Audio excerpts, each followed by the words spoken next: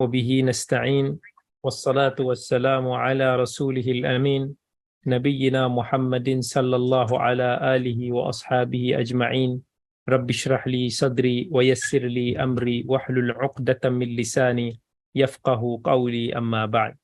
Alhamdulillah, pada malam yang mulia ini kita dapat bertemu lagi dalam siri pengajian Tadabbur Surah Al-Ma'idah. Pada minggu yang sudah kita tangguhkan seketika kerana kita semua sama-sama beraya Hari Raya Aidul Adha. Moga kiranya sempatlah lagi saya mengucapkan selamat Hari Raya Aidul Adha yang tertangguh, walaupun Aidul Adha itu telah berlalu ataupun telah tamat pada hari Ahad yang sudah. Moga-moga insya-Allah sahabat-sahabat semua, hadirin hadirat semua diberkati oleh Allah, dipermudahkan segala urusan dan gembira semua hendaknya. InsyaAllah pada malam ini kita akan sambung kembali siri Tadabbur Surah Al-Ma'idah, dan kita telah masuk ke perbahasan ayat yang ke-54, dan insyaAllah hari ini kita akan bahaskan ayat yang ke-54 sehingga ayat ke-56. A'udzu billahi minasyaitonir rajim. Bismillahirrahmanirrahim. يا أيها الذين آمنوا من يرتد منكم عن دينه فسوف يأتي الله بقوم يحبهم ويحبونه أذلة على المؤمنين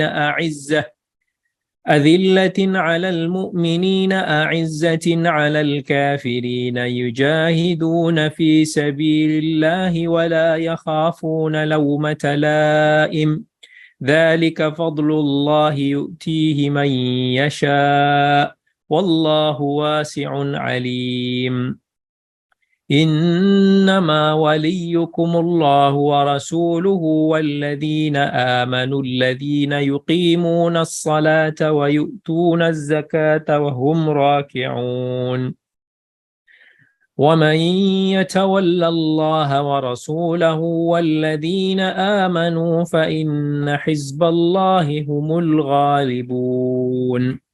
Baik. Secara ringkasnya dalam ayat-ayat ini Allah Subhanahu wa taala jelaskan kepada orang-orang yang beriman, sesiapa yang kembali, maksudnya orang yang telah mendapat kebenaran kemudian dikembali semula kepada lembah kekufuran, maka Allah tak kisah pun, sebab Allah akan datangkan gantian mereka itu dengan orang yang lebih baik daripada mereka. Kan? Dan Allah jelaskan lagi sifat-sifat orang yang beriman ni adalah Allah suka kepada mereka dan mereka juga suka kepada Allah. Dan orang-orang yang beriman ini orang yang saling berkasih sayang sesama mereka, orang yang beriman. Orang yang saling tawaduk sesama mereka. Tetapi bila mereka berhadapan dengan ancaman musuh Islam, dengan ancaman orang-orang kufar, mereka yang menentang jalan Allah, yang ingin menjatuhkan kalimatullah, yang ingin mengganggu gugat agama Allah, maka orang-orang yang beriman akan bersikap keras terhadap mereka. Semuanya sebab apa? Sebab mereka inginkan keredaan Allah Subhanahu wa taala.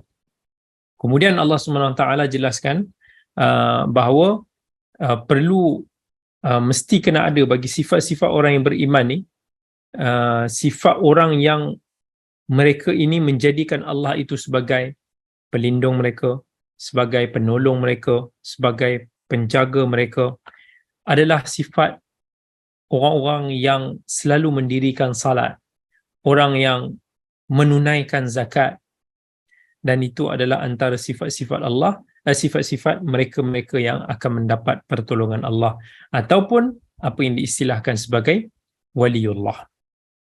Kemudian kita kalau perhatikan pada ayat yang ke-54 tadi, Allah kata ya ayyuhalladzina amanu, wahai orang-orang yang beriman, may yartadda minkum an dinihi fasawfa ya'ti Allahu biqaumin yuhibbuhum wa yuhibbunahu adillatin 'alal mu'minin. Pada ayat-ayat yang sebelum ini, bila mana kita bicarakan tentang larangan Allah kepada orang beriman supaya tidak menjadikan orang Yahudi dan Nasrani itu sebagai wali mereka, sebagai pemimpin mereka, sebagai kita kata yang menentukan nasib-nasib orang-orang Islam ini. Dan Allah nak jelaskan kepada kita bahawa orang-orang yang tak ambil kisah tentang menjadikan Yahudi dan Nasrani ini sebagai wali,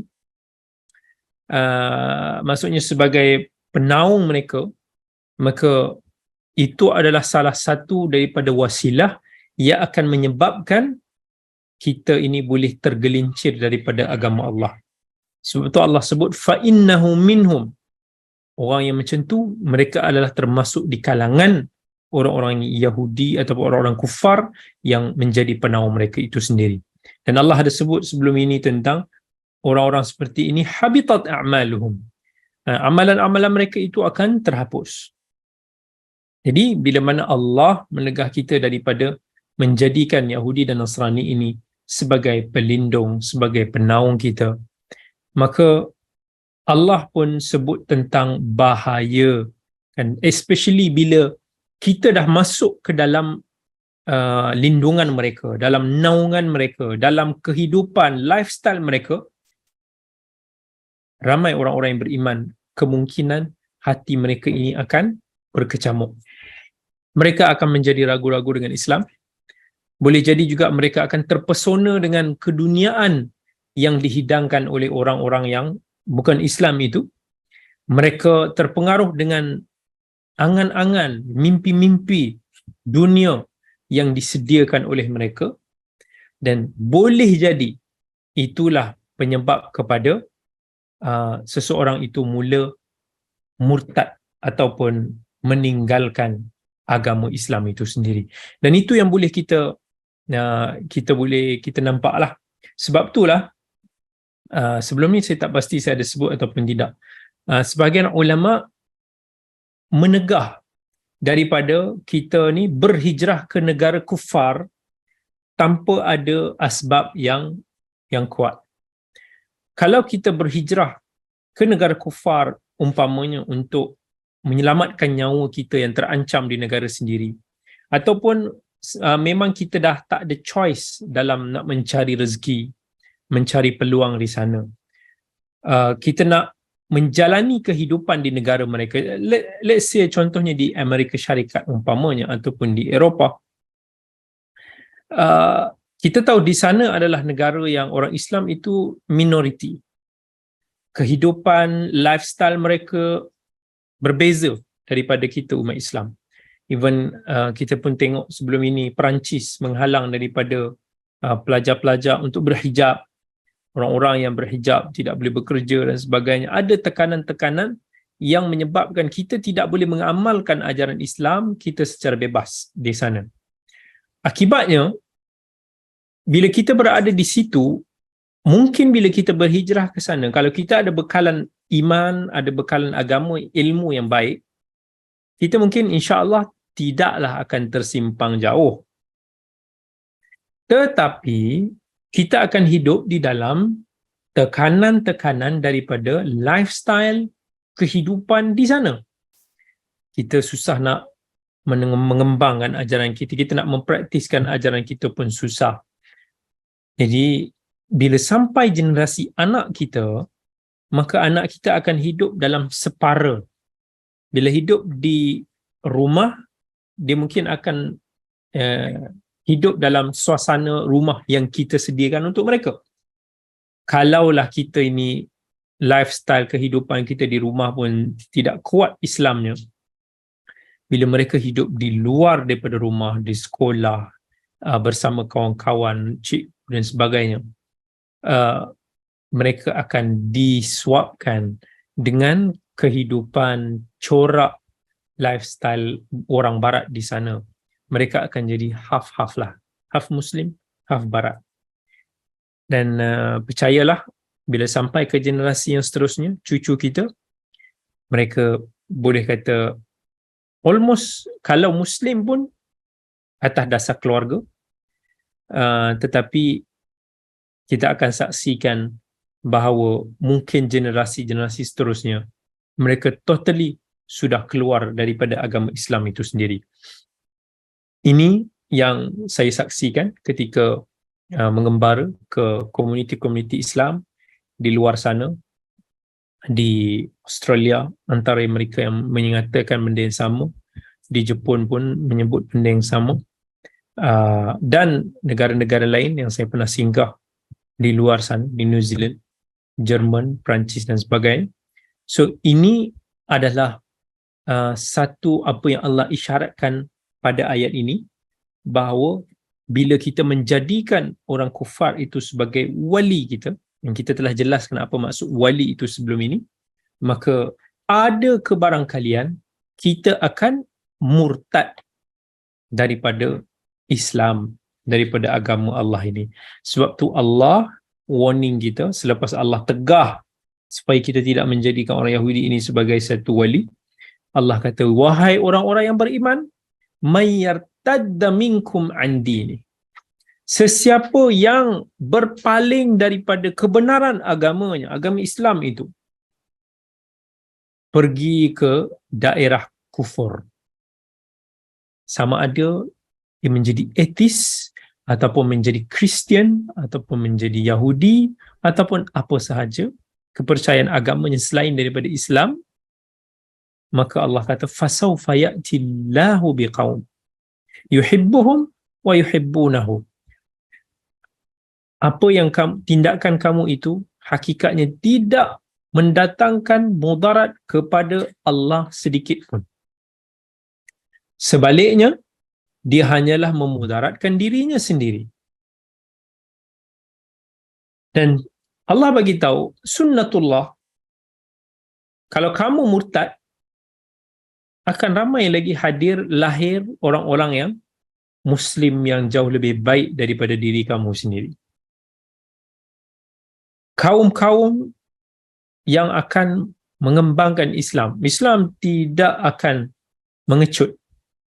Islam akan tersebar luas.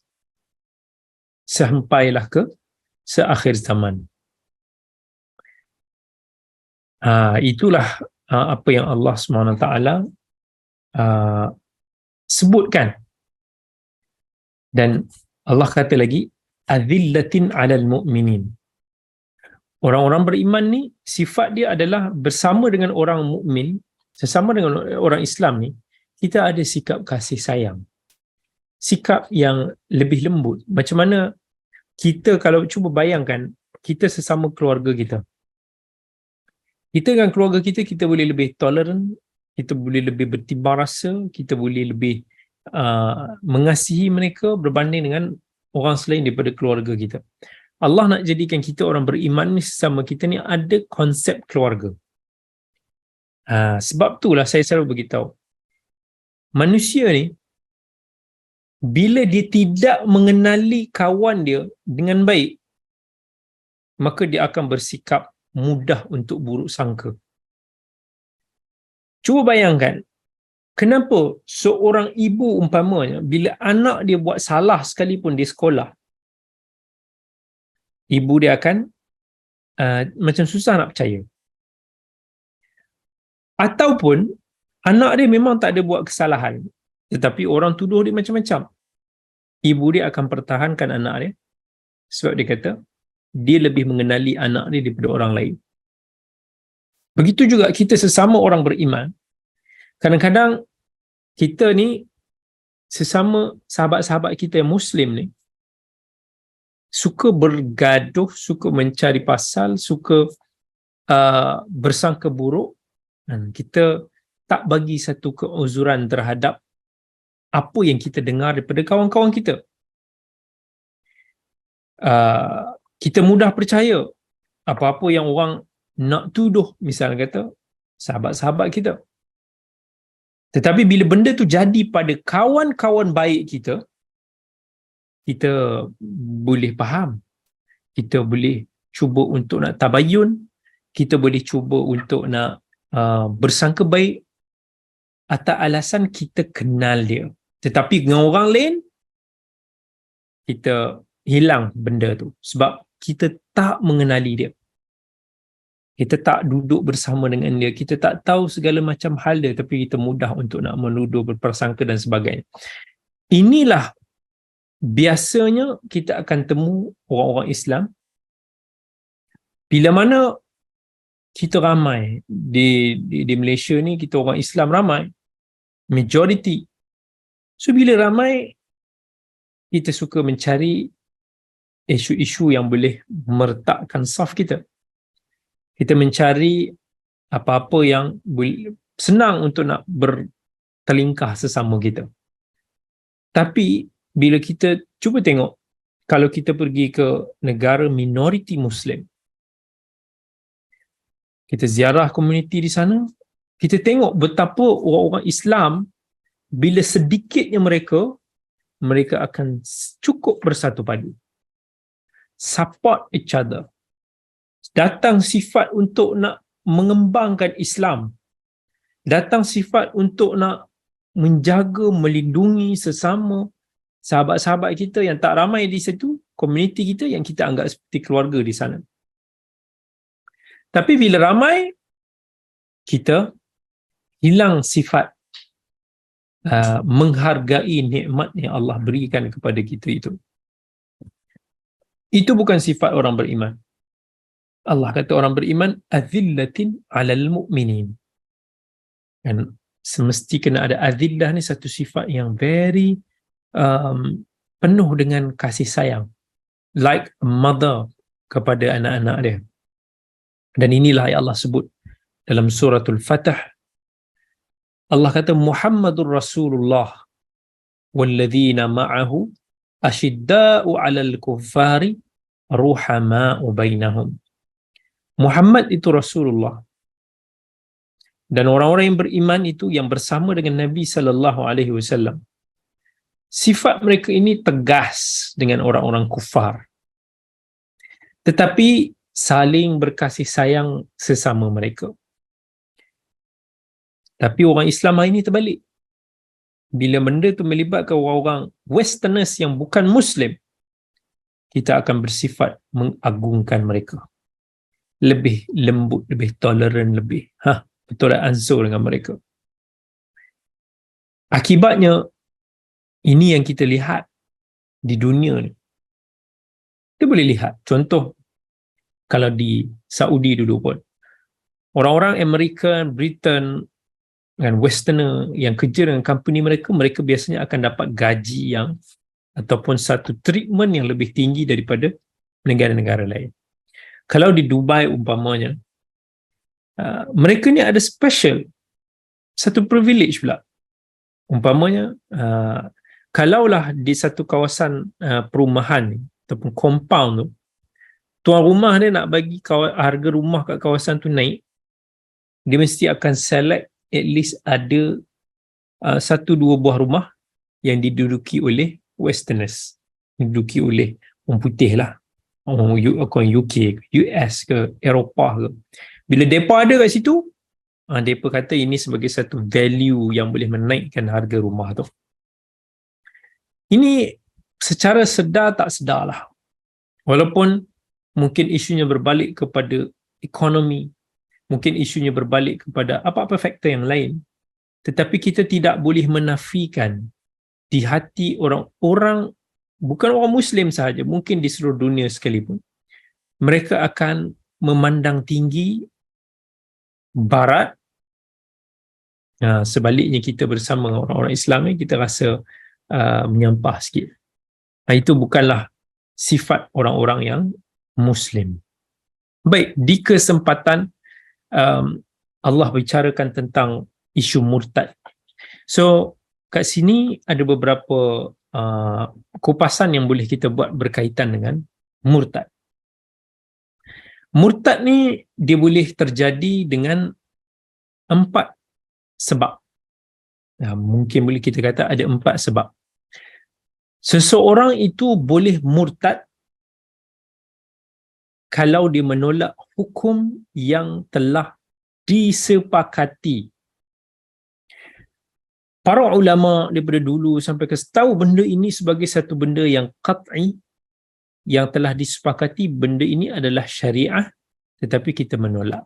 Dan urusan ini adalah apa yang disebut ma'lum minad din bid-darurah. Ini adalah urusan agama yang mostly every Muslim akan tahu. Contohnya, rukun Islam. Semua orang Islam secara daruratnya kena tahulah rukun Islam dan rukun iman. Kewajipan zakat, puasa, haji umpama, ini semua secara daruri semua orang tahu.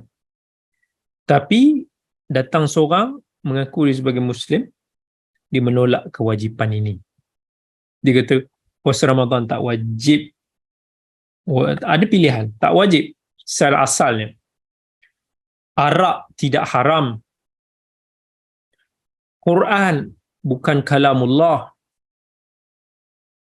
Jadi ini perkara-perkara yang anak kita pun belajar tentang perkara itu. Orang biasa tahu, para ulama pun tahu. So menolak benda ini dengan sengaja boleh menyebabkan seseorang itu dihukum sebagai murtad, terkeluar daripada agama Islam.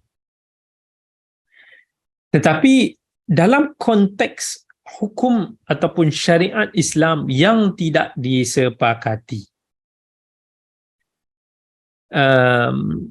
benda-benda yang khilaf, maka perkara sebegini tidaklah menyebabkan seseorang itu murtad. Contohnya, ada orang tu kata, saya tak mau, bagi saya solat duha ni tak ada. Ataupun khilaf fiqh. Kita pun tahu bila melibatkan soal muamalat, soal hukum hakam, fiqh ni, ibadat hukum hakam ni, macam mana nak apply kan ibadat itu, berlakunya khilaf di kalangan para ulama. Ada mazhab-mazhab Islam di situ, maka di situ kita tak boleh nak keluarkan orang itu sesuka hati kerana khilaf yang berlaku tersebut. Pernah berlaku, Sayyidina Umar radhiyallahu anhu ditulis surat kepada Abu Ubaidah radhiyallahu anhu tentang ada sekumpulan orang yang minum arak. Dia minum arak dengan alasan dia takwilkan ayat surah Al-Maidah juga ayat 93 nanti. Ya Allah kata, laisa 'alal ladzina amanu wa 'amilus salihati junahun fima ta'imu idza mattaqaw wa amanu wa 'amilus salihat. Thumma ittaqaw wa amanu thumma ittaqaw wa ahsanu wallahu yuhibbul muhsinin. Maksudnya, tak ada dosa bagi orang-orang yang beriman dan orang yang melakukan amal saleh kerana memakan makanan yang telah mereka makan dulu, kemudian mereka bertakwa, beriman, mengerjakan amal-amal yang saleh, dan mereka tetap bertakwa dan beriman. Dan mereka ni suka buat-buat kebajikan, Allah suka buat kebaikan. Diorang salah faham, dia kata, dia faham daripada ayat ni boleh nak makan apa yang dulu-dulunya mereka pernah makan dan minum. Maka Umar tulis kepada mereka ni supaya kata, orang yang masih minum arak ni, kalau mereka masih lagi menyangkakan hukumnya halal seperti yang mereka pahami atau apa yang mereka takwilkan, dan setelah diseru perkara tersebut mereka masih lagi ingkar, maka mereka boleh dihukum bunuh. Dan kalau mereka menganggap arak itu sebagai haram tapi masih meneruskan minum arak, mereka kena sebat. Beza.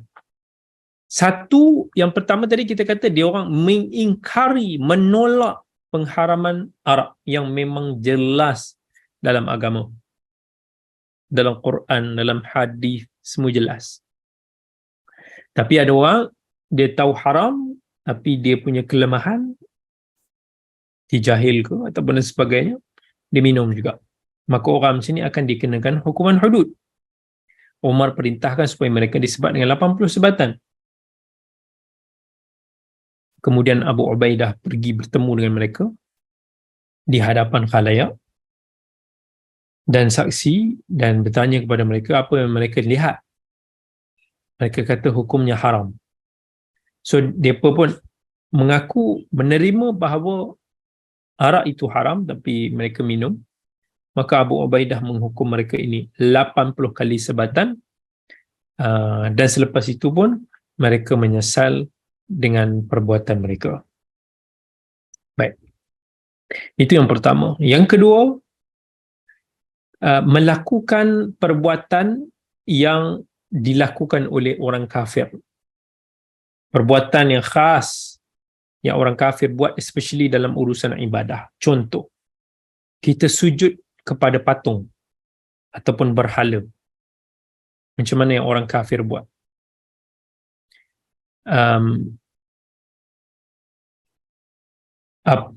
Apa lagi contohnya?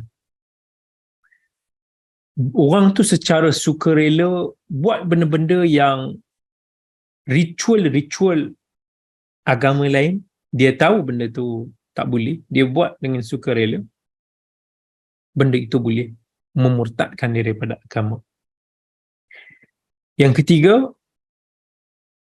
kalau orang itu mengucapkan sesuatu yang bercanggah dengan prinsip pegangan Islam, sama ada yang diucapkan itu daripada keyakinannya ataupun keingkarannya ataupun dengan tujuan untuk mempersendakan. Contoh, dia kata Islam memang tak sesuai dengan zaman kemodenan ini. Ataupun dia kata di dalam masyarakat kita ni zakat tak diwajibkan. Ataupun dengan nada menyindir dia kata perempuan berhijab ni ketinggalan zaman kolot. Ucapan macam ini boleh menyebabkan murtad tanpa mengira sama ada disebabkan oleh keyakinannya ataupun emosi dia ataupun dia mengingkari perkara tersebut ataupun nak mengutuk agama.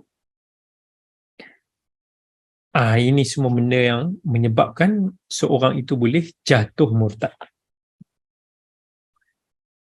Kalau orang yang nak mempersendakan, contohnya dia kata kat kawan dia, esok kalau kau masuk syurga, tutup pintu dia dan jangan bagi aku masuk syurga. Orang yang sometimes dibuat joke pasal Islam dengan tujuan nak mempersindirkan Islam. Yang ini Allah sebut, wala in sa'altahum la yaqulunna innama kunna nakhudu wa nal'ab. Qul abillahi wa ayatihi wa rasulihi kuntum tastahzi'un. La ta'tadiru qad kafartum ba'da imanikum in na'fu an ta'ifatin minkum nu'adzib ta'ifatan bi annahum kanu mujrimin. Kalaulah kamu tanya, Allah kata kepada mereka yang duk memperolok-olokkan itu, mereka akan jawab, kami ni main-main je, kami ni gurau-gurau je. Maka Allah kata, katakan kepada mereka, takkan dengan Allah, ayat-ayatnya, Rasul, kamu nak mempermain-main ataupun kamu nak memperolok-olokkan. Tak usah kamu nak minta maaf sebab kamu telah kafir setelah kamu beriman. Jangan kamu nak berdalih kerana kamu telah kufur setelah kamu menzahirkan iman. Ini benda yang cukup bahaya yang perlu untuk nak kita ambil kira. Sebab tu orang Islam, mereka ni sensitif kepada apa perkara yang melibatkan agama. Tengok agama lain, tengok agama dekat mana-mana dekat dunia yang lain. Kalaulah dekat Amerika itu sendiri orang pakai baju yang mengutuk Nabi Isa, katakan dikutuk Jesus, ditulis dekat baju dia, nothing will happen. Free speech yang mereka perjuangkan itu membuatkan mereka boleh kata apa sahaja. Tapi cuba katakan di Malaysia, di Saudi, orang pakai baju yang ada tulisan yang mengutuk Nabi Muhammad sallallahu alaihi wasallam umpamanya. Di Sweden buat satu karikatur yang menghina Rasulullah pun telah menjadi isu bagi seluruh dunia umat Islam. Mana umat yang sensitif terhadap agamanya selain daripada umat Islam? Ini juga satu isyarat yang menunjukkan bahawa Islam itu adalah agama akhir zaman. Islam itu ada penjaganya. Bukan hanya dijaga oleh kebenaran Islam itu sendiri, tetapi dijaga oleh sentimen umat Islam itu sendiri. Faktor ini juga lah yang menyebabkan seorang influencer barat, Andrew Tate, dia masuk Islam. Sebab dia kata orang Islam je yang dinampak ada izzah, yang bersungguh nak mempertahankan agama. Katakanlah dia orang tu buat tak solat sekalipun ataupun culas lah dalam perintah-perintah Allah. Tetapi bila agamanya dihina, dia akan naik syekh lah. Baik. Sebab yang keempat yang menyebabkan seseorang itu boleh murtad adalah bila mana i'tiqad dia tu kufur. I'tiqad ni apa? Akidah, kepercayaan itu boleh melibatkan kekufuran. Benda-benda yang contohnya makhluk boleh bersatu dengan Tuhan, asimilasi dengan Tuhan, wahdatul wujud, mengingkari kewujudan malaikat contohnya. Kepercayaan dia begitu. Jadi kepercayaan macam ini adalah satu kepercayaan yang kufur, yang boleh menyebabkan seseorang itu terkeluar daripada agama Islam. Kita kena faham bahawa murtad itu ataupun riddah, dia boleh jadi melalui hati kita, melalui lisan kita, ataupun melalui perbuatan tingkah laku kita. Kepercayaan, tadi kita dah sebut, orang yang mendustakan kewujudan Sang Pencipta umpamanya, ataupun orang yang mendustai Rasul, itu juga boleh menyebabkan murtad.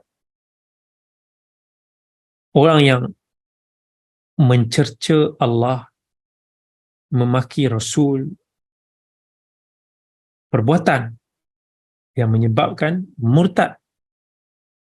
Memijak mushaf umpamanya dengan tujuan untuk menghina, ini boleh menyebabkan murtad. Syekhul Islam Ibn Taymiyah rahimahullah, dia kata orang-orang yang murtad daripada agama ni, hakikatnya mereka ni lebih teruk daripada orang-orang kafir Tatar. Sebab orang-orang yang dah aslinya kafir berbanding dengan orang yang telah diberikan, dah tahu kebenaran, kemudian mereka ingkar dan tolak, itu lebih jeli. Sebab tu kita lihat kebanyakan orang yang murtad daripada Islam adalah bukan mereka yang terdiri daripada ilmuwan-ilmuwan, scholar-scholar. Jaranglah kita boleh dengar, jarang sangat kita akan dengar scholar-scholar agamawan Islam yang memeluk ataupun keluar daripada Islam, peluk agama lain. Sebaliknya kita dengar ramai daripada pederi-pederi Yahudi, Kristian, negara lain pun, Buddha dan sebagainya, mereka yang memeluk Islam hasil daripada kebenaran yang mereka cari. Okey, tadi kita sebut asbab yang boleh menyebabkan seorang itu murtad.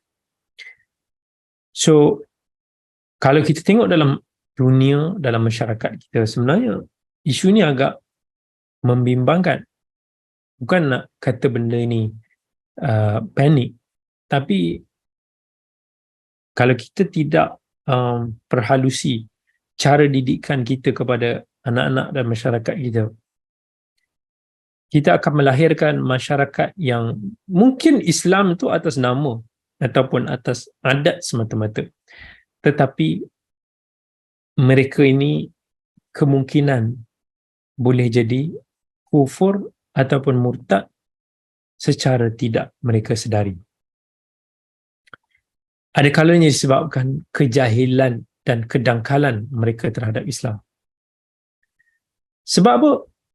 Kurang pendidikan, kurang tarbiyah daripada family, Bila family rosak, family beruntuh, didikan Islam itu tidak diambil kira, tidak diberikan perhatian. Ini antara faktor utama juga yang menyebabkan orang Islam boleh terkeluar daripada Islam. Pengaruh kawan-kawan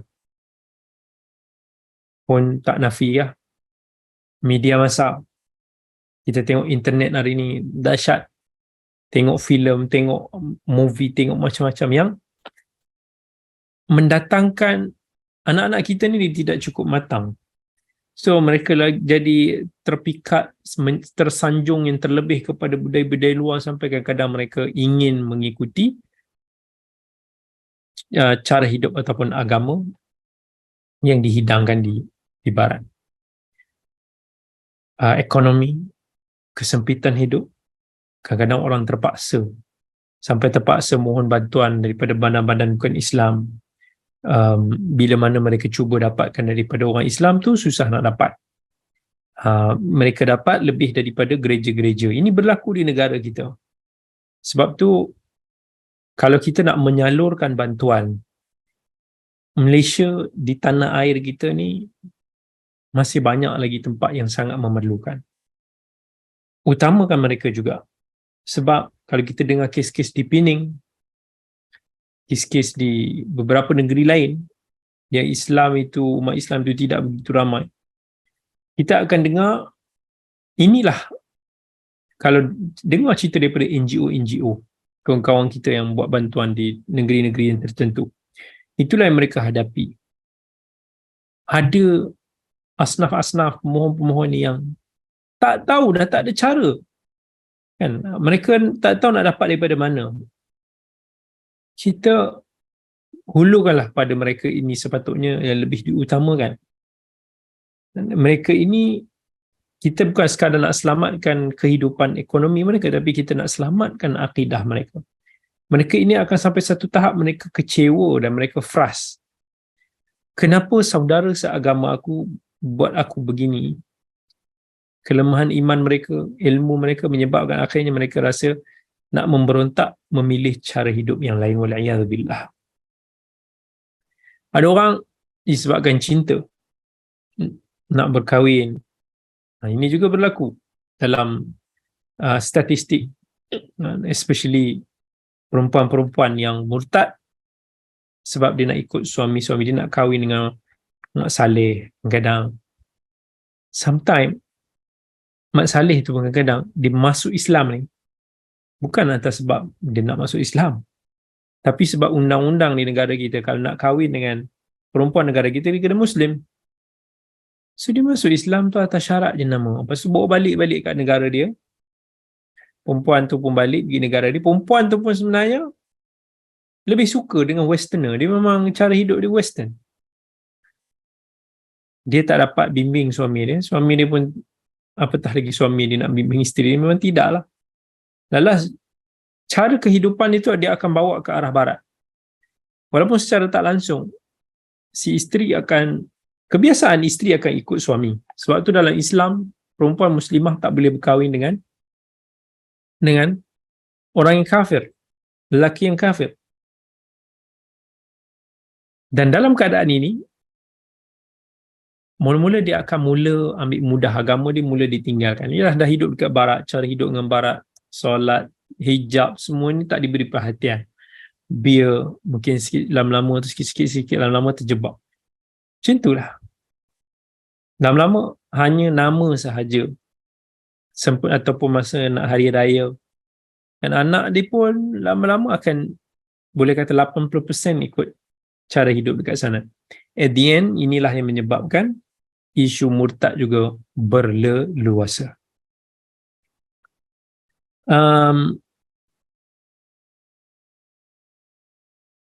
Antara yang perlu kita beri perhatian juga, bukan semua Muslim yang terjebak di dalam perbuatan yang kufur itu boleh jadi kafir yang murtad. Kita nak hukum orang ini sebagai murtad bukan senang. Bukan hanya kerana kita tengok contohnya dibuat benda-benda yang kita rasa benda tu kufur lah, terus kita kata dia ni dah murtad.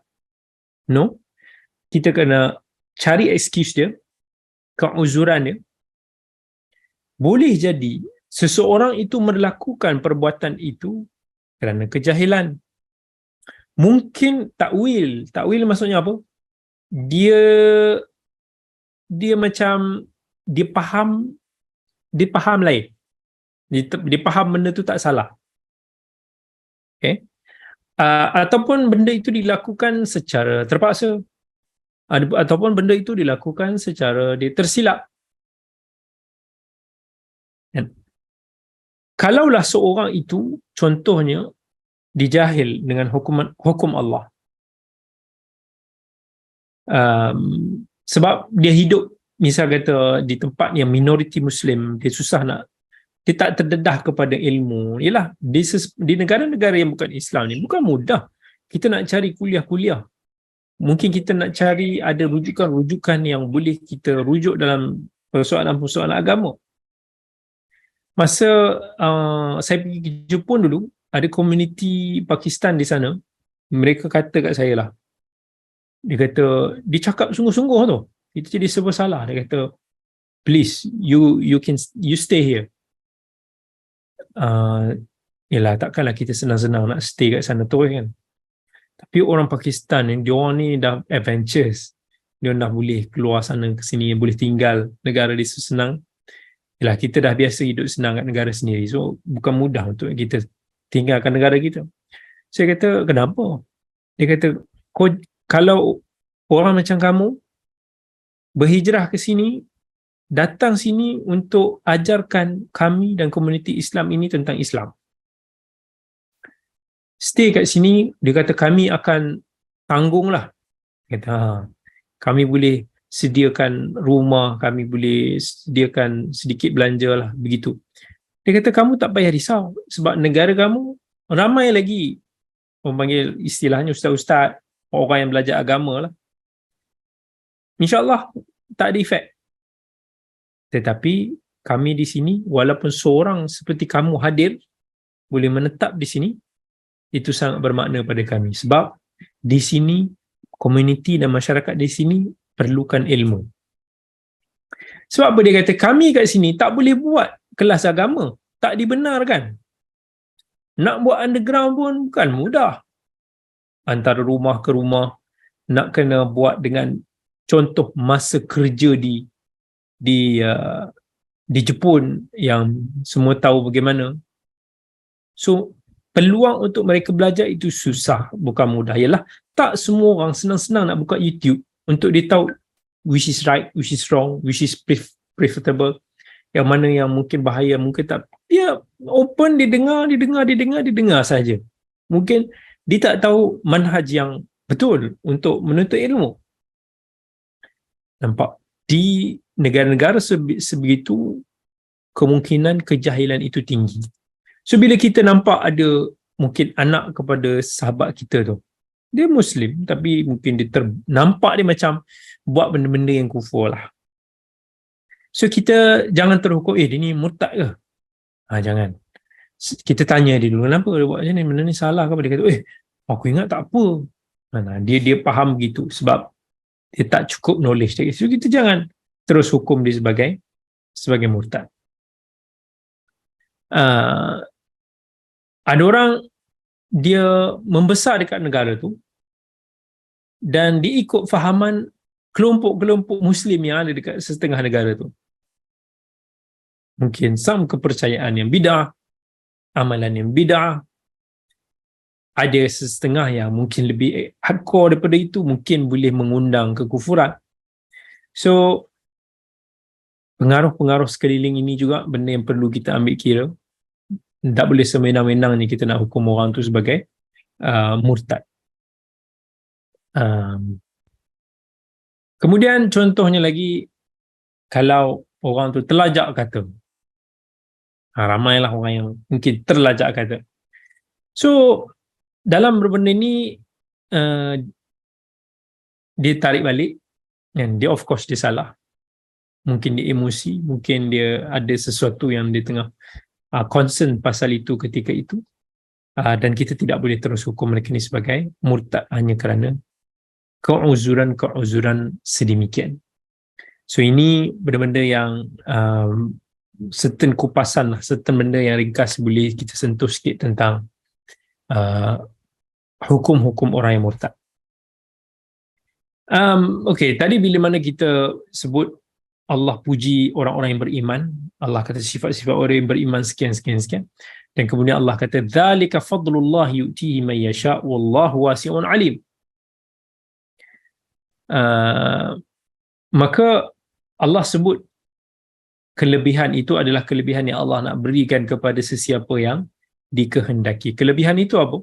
Kelebihan itu berbentuk keimanan, maksudnya Allah beri kelebihan iman itu kepada orang yang diizinkannya. Dan Allah kurniakan sifat mukmin itu tadi yang disebutkan tadi itu. Orang-orang yang saling berkasih sayang sama orang yang beriman, orang yang mendirikan salat, orang yang menjaga zakat, maksudnya dia menjaga kepribadian Islam itu sendiri. Allah kata wallahu wasi'un alim. Allah itu anugerah dia, limpahan dia maha luas. Dan Allah alim. Kenapa Allah sebut wasi'un alim? Alim ini Allah maha mengetahui kepada siapa yang dia nak limpahkan.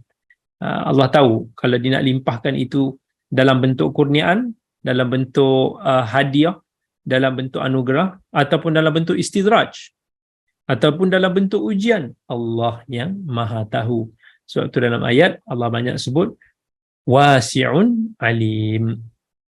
Kemudian Allah sebut dalam ayat 55, innama waliyukumullahu wa rasuluhu walladzina amanu alladzina yuqimuna as-salah wa yu'tuna az-zakah wa hum raki'un. Bila mana Allah menegah daripada kita menjadikan orang kafir ini sebagai pelindung kita, penaung kita daripada orang Yahudi, daripada Nasrani dan sebagainya, maka Allah kata mereka ini hanyalah membawa satu kerugian dunia dan akhirat. Dan Allah sebut waliyukumullah. Allah kata sebaliknya, kalau kamu nak mencari penolong, nak mencari penaung, maka cukuplah Allah dan Rasulnya, bukanlah orang musyrikin itu. Seperti mana Allah sebut dalam surah Muhammad, dzalika bi anna Allah maula alladhina amanu wa anna al-kafirina la maula lahum. Sesungguhnya Allah adalah maula kepada orang yang beriman, dan orang yang kafir itu, mereka itu tiada maula. So jangan jadikan orang kafir sebagai kamu punya maula, sebab orang kafir itu sendiri tiada maula, sedangkan maula kita semua adalah Allah Subhanahu wa taala. Dan kemudian Allah Subhanahu wa taala sebut alladzina yuqimuna as-salata wa yu'tuna az-zakah. Orang beriman itu adalah mereka yang mempunyai sifat menjaga salat, menunaikan zakat. Tengok, dalam Al-Quran always Allah akan gandingkan salat dan zakat. Sebab salat itu adalah hak Allah dan zakat itu adalah hak manusia. Hak manusia kena jaga, hak Allah kena jaga. So kita boleh faham, nak selamat dunia akhirat ni kita kena jaga dua-dua hak ni. Tak boleh kita hanya elok solat kita, tapi dalam muamalat kita dengan manusia kita banyak menzalimi orang lain. Yang ni tak boleh, ini berdosa. Dan kita tak kiralah sama ada berbentuk harta benda ataupun kita menzalimi dengan kata-kata, tindak tanduk dan sebagainya. Hak Allah dan hak manusia kita kena jaga sebaik-baiknya. Wahum raki'un. Dan antara sifat orang beriman ini adalah mereka ini sentiasalah khadi'un, orang yang selalu tunduk patuh kepada Allah. Bila kita rukuk tu apa? Kita tunduk. So itu adalah satu penggunaan bahasa yang menggambarkan mereka sentiasa tunduk patuh kepada perintah Allah Subhanahu wa taala. Dan Allah kata dalam ayat 56, "Wa may yatawallallaha wa rasulahu walladzina amanu fa inna hizballahi humul ghalibun." Sesiapa yang menjadikan Allah dan Rasulnya ataupun hamba-hamba yang beriman ni sebagai walinya, maka mereka termasuk di dalam kalangan Ansarullah, orang-orang yang menolong agama Allah, dan mereka juga mendapat bantuan daripada daripada Allah. Ini Allah sebut juga dalam surah As-Saffat, walaqad sabaqat kalimatuna li'ibadina al-mursalin innahum lahumul mansurun wa inna jundana lahumul ghalibun. Orang-orang macam ni Allah kata mereka inilah yang mendapat bantuan, dan Allah kata tentera-tentera kami inilah yang akan menang. Baik.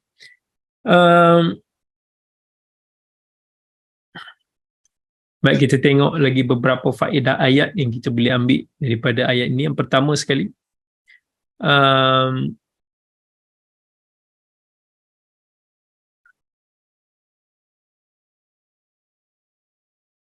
Allah SWT of course larang daripada kita meninggalkan agama Allah.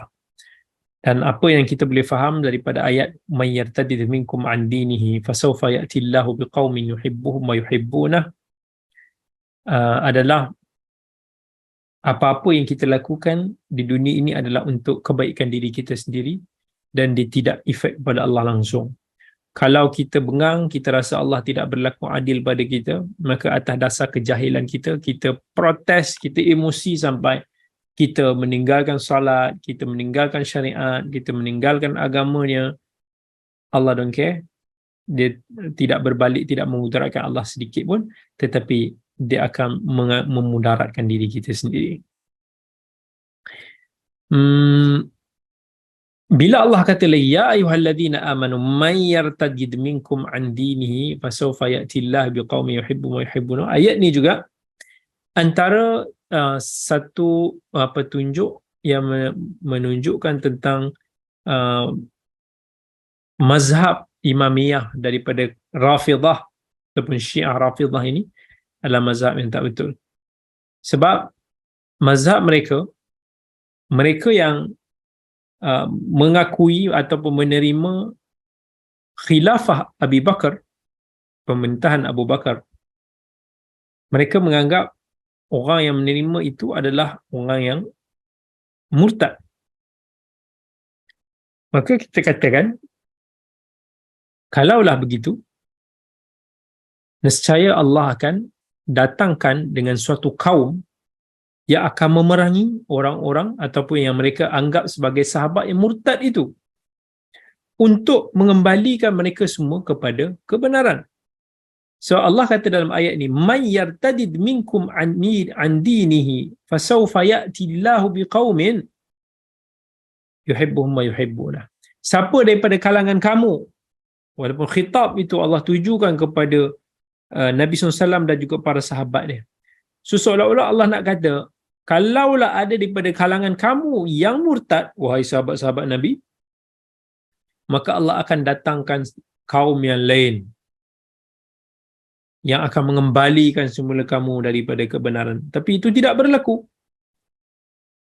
Ini ayat ini seolah-olah menjawab kebatilan syubhat golongan Rafidah tersebut, yang mereka menganggap majoriti sahabat yang melantik ataupun menerima membai'ah Abu Bakar sebagai khalifah yang pertama ini, mereka ini telah murtad.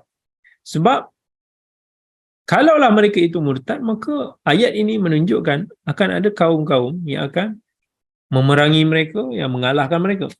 Tetapi sebaliknya yang berlaku, Khalifah Abu Bakar, sahabat-sahabatnya, tentera-tentera Islam di kala itulah sebaliknya yang telah mengangkat Islam, yang telah mengembangkan agama Islam, meluaskan lagi dakwah Islam itu di luar daripada semenanjung Tanah Arab. Jadi ayat ini menjawablah kebatilan mereka.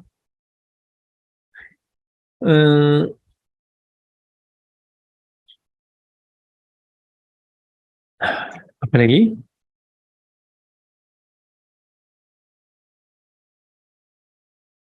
Wala yakhafuna lawmata laim. Okay, sekejap. Kita tengok lagi apa faedah yang kita boleh ambil daripada ayat-ayat ni.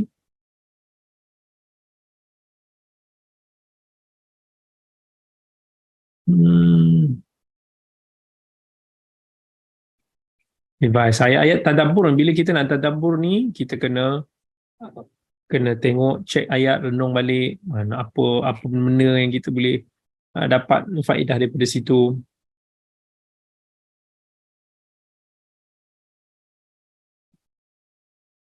Hmm.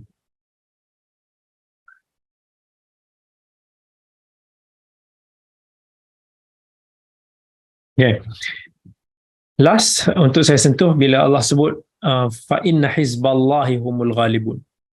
Kita dengar kan dekat Lebanon ni ada satu grup Hasan Nasrallah punya ketua tu, grup dia dinamakan sebagai Hizbullah. Pasukan Allah. Hizbullah ni maksudnya pasukan Allah. Tapi ahli sunnah tak suka panggil mereka ni Hizbullah. Ramai daripada kita nak sebut mereka ni Hizbullah. Bukan Hizbullah lah. Sebab Hizbullah ini adalah kelompok yang beriman sebagaimana yang ahli sunnah beriman dengannya. Dan Hizbullah ini adalah orang yang membangunkan syariat Allah, yang tidak menyalahi syariat Allah. Tidak seperti kelompok Syiah Rafidah yang daripada dulu telah mengingkari banyak daripada syariat-syariat Islam, sehingga banyak daripada prinsip-prinsip Islam itu yang tak mampu untuk nak kita temu dan satukan. Kerana Syiah itu bukan sekadar satu mazhab lah, tapi dia sebagai satu ajaran yang berbeza usulnya. Kan kita di kalangan mazhab-mazhab Islam ini, banyaklah daripada mazhab kita Islam yang secara usulnya bersatu, tetapi secara furuknya mungkin boleh berbeza. Apa maksud usul dan furuk? Usul adalah satu benda yang kalau seseorang itu menjadi Muslim tanpa dengan hanya berpegang kepada benda itu, maka dia telah selamat. Basic kepada rukun Islam, rukun iman. Dan dia mungkin dia faham Islam, dia solat, dia jaga semua amal ibadat Islam, dia percaya Allah itu ada. Tapi dia tidaklah dalam keimanan pada Allah tu dia tahu secara maklumat, secara detail. Tak adalah dia mungkin nak kena sempurna pengetahuan dia tentang asma as-sifat, nama-nama Allah, sifat-sifatnya yang mungkin dipertelagahkan oleh setengah daripada umat Islam sampai ke hari ini.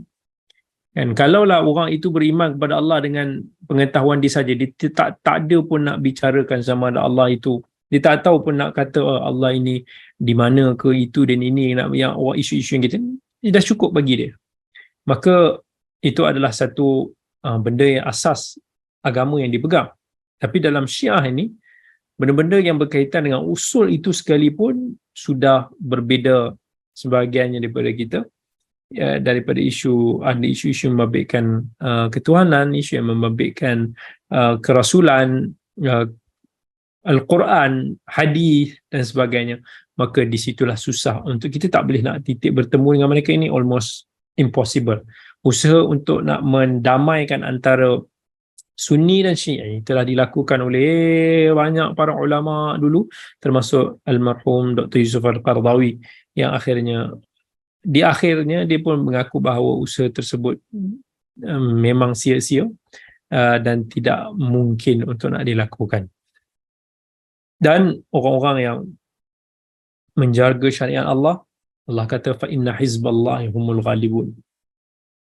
Mereka ini adalah satu orang yang kelompok yang mendapat berita gembira. Orang-orang yang sentiasa memperjuangkan agama Allah, yang bersabar dengan penuh hikmah, di akhirnya mereka tetap juga akan mendapat kemenangan. Dan itulah insya-Allah apa yang kita doakan kepada diri kita. Moga-moga usaha kita dalam memperjuangkan agama Allah, menyampaikan sunnah Nabi SAW, itulah antara usaha yang kita boleh dapat sedikitlah yang terkadar kita mampu. Mungkin kita tidak boleh berjuang di medan peperangan seperti mana setengah saudara-saudara kita di luar sana. Tetapi apa yang kita lakukan di sini adalah kita belajar, kita berkongsi ilmu yang bermanfaat dan kita praktiskan apa yang kita pelajari. But the most important thing adalah kita sama-sama kongsikan ilmu itu. Sebab walaupun seorang sahaja yang mendapat manfaat itu, maka kita akan dapat pahala yang sangat besar. Contohnya, tadi saya sembahyang Isyak. Kalau saya solat Isyak ni, saya selalu bawa Dua anak lelaki saya itulah, yang Khattab tu dengan Qutus. Qutus tu kecil sikit, kadang-kadang dia ikut, kadang dia tak ikut. Yang Khattab ni dia memang sentiasa ikut, dan Alhamdulillah daripada dulu sampai sekarang dia ikut dengan penuh kerelaan dan happy. Daripada dulu saya akan bawa dia solat sebelah saya dekat, kalau soft pertama tu, di soft pertama tu memang kita ke situlah tempat kita solat. Di surau tempat saya solat ni dulu sama jugalah, anak-anak tu solat di belakang, ramai lagi parent-parent, kalau ada bawa pun mereka suruh anak-anak solat di belakang. Tapi tadi saya kata kat Khattab, Khattab tengok sekarang ni dah ramai budak-budak kecil yang dah berani solat dekat saf depan. Dah ramai Khattab tengok ayah-ayah yang bawa anak dia solat dekat saf depan sekali. Dan sejak Khattab datang solat dengan Abah kan kat sini, dia ramai dah mula confident ataupun nak bawa anak mereka sama solat di saf hadapan. Itu saya kata kat anak saya tu, ini insya-Allah kalau dia perbuat ni daripada apa yang kita tunjuk kepada mereka, moga-moga kita dapat pahala itu. Dan mungkin kita nak berceramah, berkuliah dekat surau masjid dekat negeri ni tak boleh lah, kita tak ada tauliah. Tapi dakwah kita adalah berdasarkan kepada akhlak kita, daripada praktis kita, dan di situ saja insya-Allah moga ada sedikit kesan. Dan apa-apa je lah, kalau siapa-siapa yang dapat manfaat, umpamanya perkongsian ilmu-ilmu, let's say video-video ilmu yang kita kongsikan, kata apa yang saya kongsikan, orang kongsikan benda itu, ada orang yang praktiskan, Masya Allah, walaupun seorang, kata Nabi SAW, itu dah lebih baik daripada unta merah. Apatah lagi lah kalau ramai. Saya kadang-kadang seronok bila dapat respon, ada sahabat dia beritahu, Ustaz, saya memang suka forward video-video Ustaz tu dekat grup-grup kerja-kerja saya. Masya Allah lah, ada ramai yang dah mula bagi respon yang positif, ramai yang try to apply, ramai mula yang nak berkenalan dengan sunnah, yang nak berkenalan dengan, nak dekat dengan ilmu dan sebagainya. That's very good things, dan itulah yang menyebabkan saya still keep posting that kind of videos, supaya mungkin walaupun ada seorang sahaja yang dapat manfaat pun, itu dah lebih baik, dan mungkin boleh jadi my Ferrari insya-Allah dekat akhirat nanti. So sama juga kepada sesiapa yang saling membantu agama Allah, yang saling kongsi dan sebagainya, moga dapatlah kita bersama-sama berkongsi saham pahala tersebut insya-Allah. Anda tanya, Ustaz, bukan mudah nak bawa anak-anak ke masjid atau surau sebab ramai EJK kurang mesra anak-anak, malah tak ada jiwa dakwah. Yang ada laju dan suka kutip dana. Betul. Okey. Saya ke mana saja saya pergi, Alhamdulillah lah, mungkin itu sebahagian daripada saya punya personality ataupun karakter. Whatever I think is a good, benda itu tidak menyalahi agama, I just do it. So ke mana-mana saya pergi pun, saya memang, sebab saya always train anak lelaki saya tu supaya nak bagi dia, hopefully dia termasuk dalam anak yang Allah kata dalam 7 golongan tu kan, syabun nasha'a fi ibadatillah, anak muda yang membesar dalam ibadah kepada Allah. Itu sebagai salah satu permulaan training. Saya akan bawa. So ke mana surau masjid yang saya akan berhenti, tak kira kalau saya keluar, dia ada sekali saya akan bawa solat bersama dengan saya kat sebelah.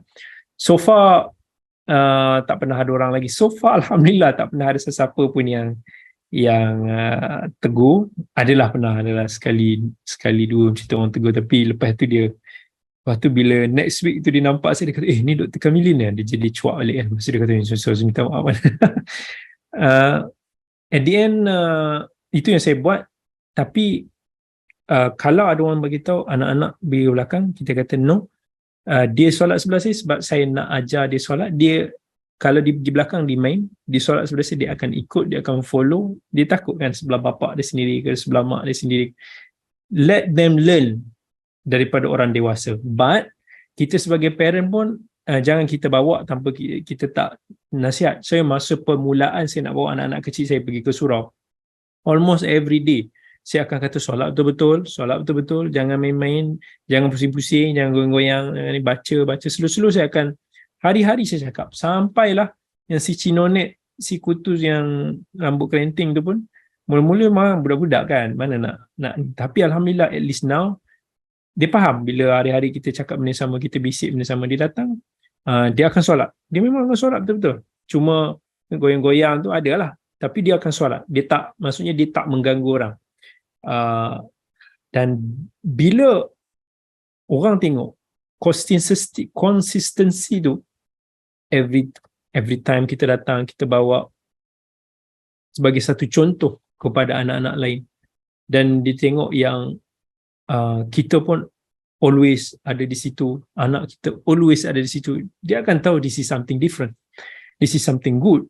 So saya welcome untuk anybody to tegur ataupun to buka bicara, tapi alhamdulillah tak ada siapa yang nak buka bicara dalam bab ni.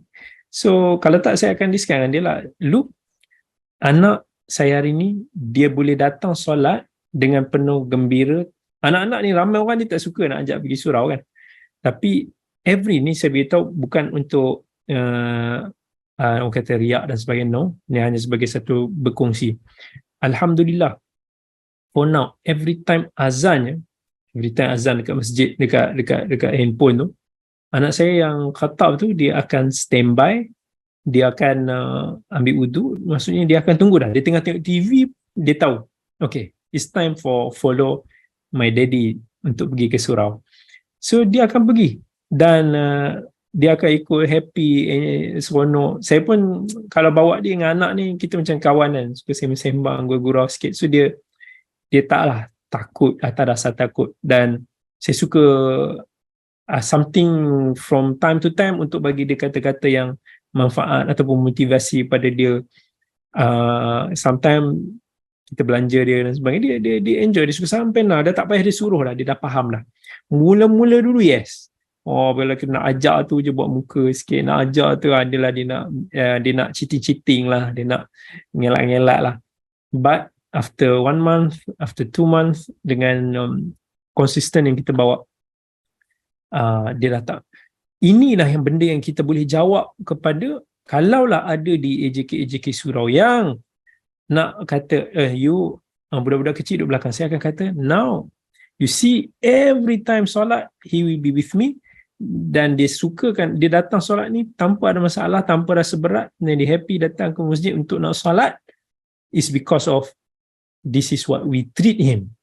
Kita didik dia as a dewasa.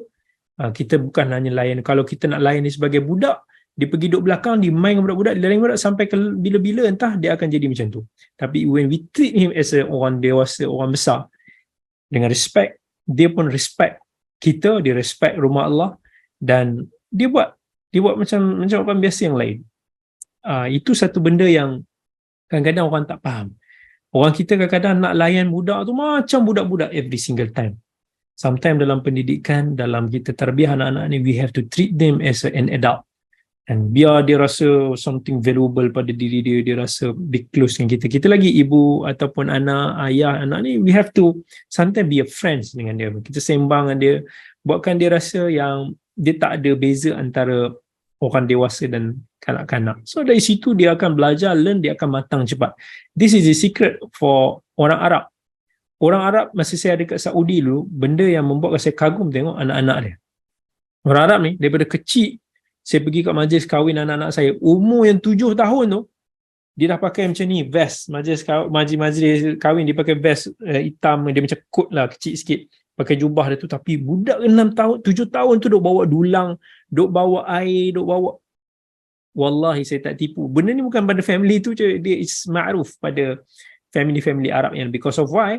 Because mereka ni always suka treat anak-anak mereka itu dengan treat-treat yang seperti dewasa. So anak-anak mereka matured cepat, cara mereka cakap dewasa pun very full of confidence. Mereka kadang-kadang nak tegur kita, nak marah kita pun macam mereka ni orang dewasa. Saya suka kematangan anak tu sebab dia membuatkan kita didik mereka itu dengan that kind of suasana, environment. Mereka belajar cepat, mereka matang cepat, berbanding kita duk layan mereka sampai ke bila kita nak kata mereka ni budak-budak. Dia akan jadi budak-budak sampai ke umur 20 pun masih nak panggil macam budak-budak. Dan dia learn fast. Dan dengan melihat kita, contoh daripada kita, but kena, bukan kita bawa semata-mata Every single day kita kena didik, kena tarbiyah. Kat rumah tu kita cakap, macam Kutus mula-mula lagi dia budak lagi di umur 5 tahun. Saya akan cakap dengan dia daripada rumah. Daripada rumah. Okey adik, okey masa rukuk baca apa ni, masa okey jangan soal-soalan, jangan. Kita akan cakap sampai dia pun follow. Okey. Alhamdulillah. Moga istiqamah lah buat semua. Dan itu insya-Allah moga-moga juga pahala bagi kita semua. Itu sekadar apa yang saya nak kongsikan pada malam ini insya-Allah. Aqulu qawli hadha wa astaghfirullahal azim li wa lakum. Wassalamu alaikum warahmatullahi wabarakatuh.